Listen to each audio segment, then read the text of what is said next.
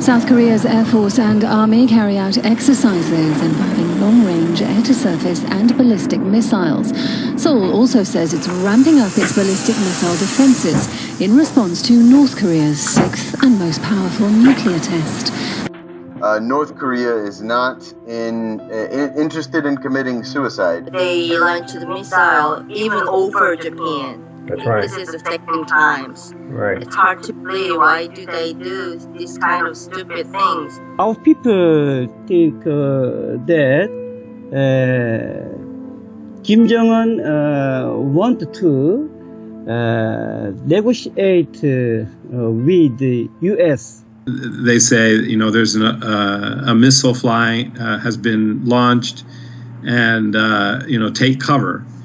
So the people really don't know what to do. North Korea has launched yet another ballistic missile over Japan. People in the northern region of Hokkaido woke up to these sirens and to instructions to take cover.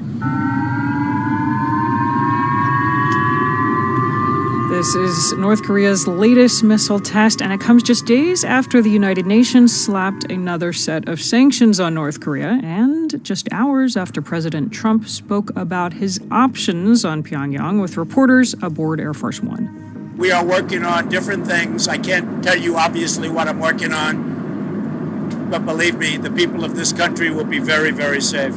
For the most part, what I've heard from Koreans is that they're kind of saying this still feels like the same old hyperbole rhetoric and military threats that we've been dealing with for years and decades even. And so they're just kind of, we're just going to keep going about our lives. Western media will try to paint the picture of like they're super crazy and irrational. However, most South Koreans know that they're not that crazy. That they know that any sort of strike that they might do, whether it's on Guam or whether it's on Alaska, that the immediate aftermath, the result of that, would be not particularly significant damage to the U.S. However, for them, it would be total annihilation, because it would begin a war that could possibly lead to nuclear bombs on the South Korean Peninsula, in which case there would be very few people surviving, especially very few North Koreans. So they know they don't want to commit suicide. But the question is whether or not policymakers in the U.S., are they unpredictable enough? So the person who will make the decision, are they capable of making a kind of rash decision, willing to send strikes? One statement I remember seeing from Senator Lindsey Graham was that he said, if we do anything, those would be deaths over there, deaths on Korea. Sort of in a way of saying, so it's not that bad. And so that makes Koreans think, whoa, U.S. decision makers might be willing to just have our lives become a cost in their fight to make sure that they're safe, they feel safe and secure. And so our partners in NCCK are saying, we're not willing to have that be the cost. Like we don't want to lose our lives for that. And so they're so, for example, when the Fire and Fury comments came out, they sent an emergency letter to President Moon to say, please now push for dialogue and try to make sure that to make sure the conflict is not solved by the military. We should always take North Korea seriously. It's an authoritarian state led by a man who is brutal and authoritarian in his instincts and clearly dealing with some very dangerous weapons. That having been said, the regime is rational, and one hopes other actors, including Donald Trump, are similarly rational and recognize that nobody would gain from military action. It would be catastrophic for all sides, and ultimately it would lead to the destruction of North Korea. That fact, I think, should provide public opinion with some reassurance that we're not on the point, I think, of World War III.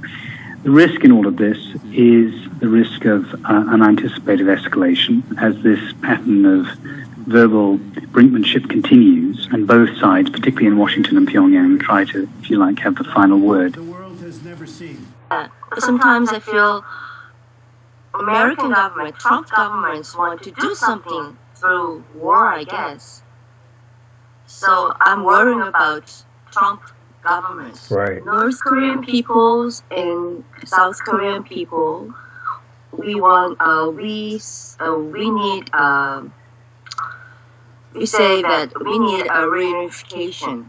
Right. This is for over 70 years. Mm-hmm. But when we see the governments of both countries, North Korean governments and South Korean governments, I wonder, they really want to do reunification.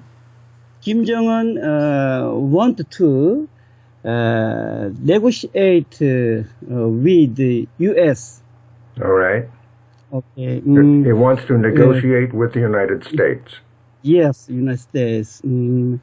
But United States don't negotiate yet.